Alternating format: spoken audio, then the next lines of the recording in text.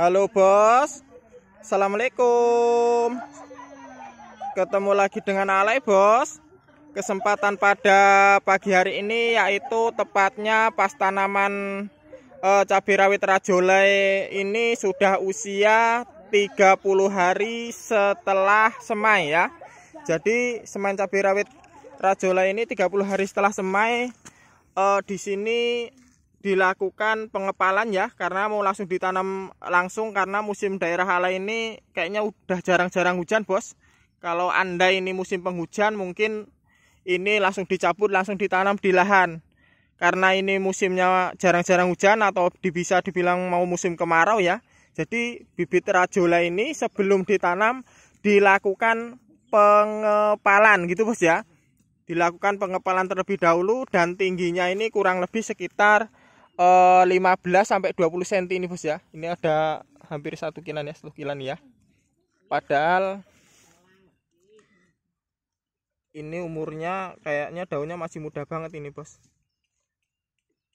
Nah, sebelum dilakukan pengepalan terlebih dahulu kita lakukan pencabutan bos ya. Kita melakukan pencabutan itu kita ambil yang batangnya terlihat besar-besar dan kokoh, dan kalau ada yang terlihat masih kecil seperti ini ya, bisa kita tinggal. Nanti bisa kita buat sisipan ya, kalau andai ada yang mati. Nah, kita lakukan pencabutan. Ini hanya sebagai contoh. Udah cukup mas yuk. Nah, kita bawa proses pengepalan.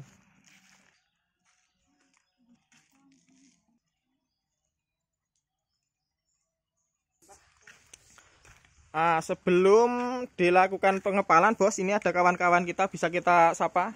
Halo bos. Halo. Nah, ini kompak sekali nih bos. Nah, ini kawan-kawan Alay bos. Di sini sebelum kita lakukan pengepalan terlebih dahulu, akar dari tanaman cabai rawit rajolai ini, akar tunggangnya ya. Akar tunggang itu seperti ini, yang di tengah ini yang memanjang ini. Kita potong menggunakan alat bantu gunting. Nah, seperti ini. Nah, kita potong seperti itu. Nah, kita potong antara batang hijau ini bos ya, batang hijau cabai rawit rajolai ini dengan akar yang ke bawah yang dipotong ini, usahakan sekitar 2-2,5 cm ya. Kita buang ujungnya. Tujuannya nanti saat pengepalan akar itu biar tidak terlihat, biar di dalam ya, gitu ya. Jelas ya. Nah, ini setelah dilakukan pemotongan, contohnya yang sudah dilakukan pemotongan seperti ini bos. Nah, ini kan pendek dia, iya kan, tuh pendek. Nah, seperti ini. Setelah dilakukan pemotongan, langsung dimasukkan ke dalam ember. Ini ada campurannya bos ya. Ember ini campurannya yaitu dalam 2 liter air.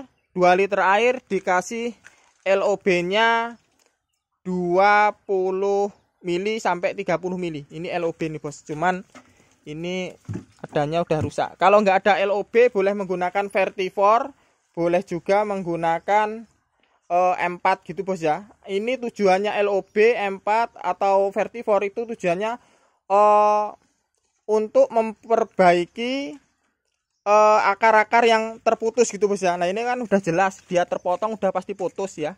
Makanya dilakukan perendaman agar akar-akar yang terputus itu ketika direndam menggunakan cairan LOB atau Vertivor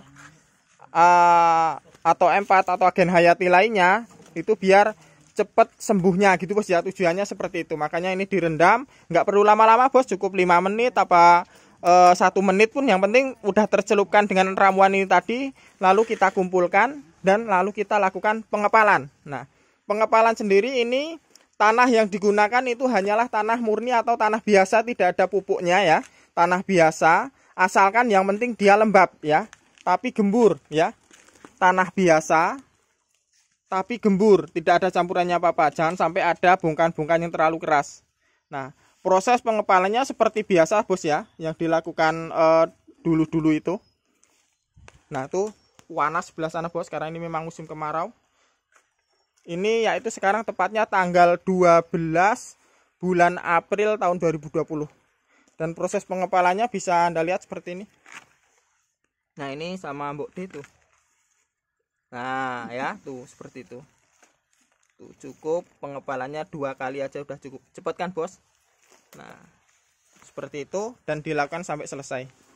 Ini lebih mudah daripada dengan cara polybag bos ya. Kalau seperti ini udah pasti yang kita kepal ada tanamannya yang hidup gitu bos ya.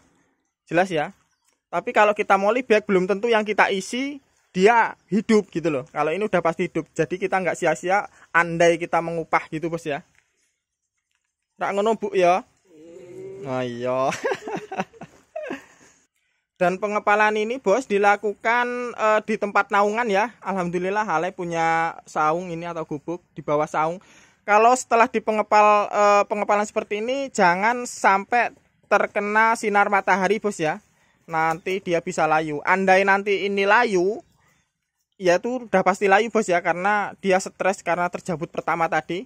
Dari persemaian pindah ke sini udah pasti layu, tapi layunya kan masih di dalam naungan, jadi stresnya tidak terlalu lama. Jadi ini nanti kalau andai layu ya nanti tetap hidup kembali. Jadi kalau seumpama tanahnya kering disiram enggaknya, andai ada yang layu nanti tanahnya kelihatan kering ya kita lakukan penyiraman, tapi penyiramannya menggunakan tangki sprayer ya, jangan gembor. Kalau pakai gembor nanti tanahnya pecah.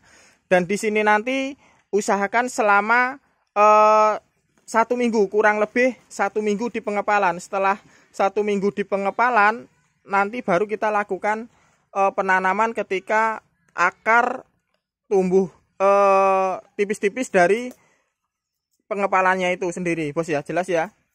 Oke.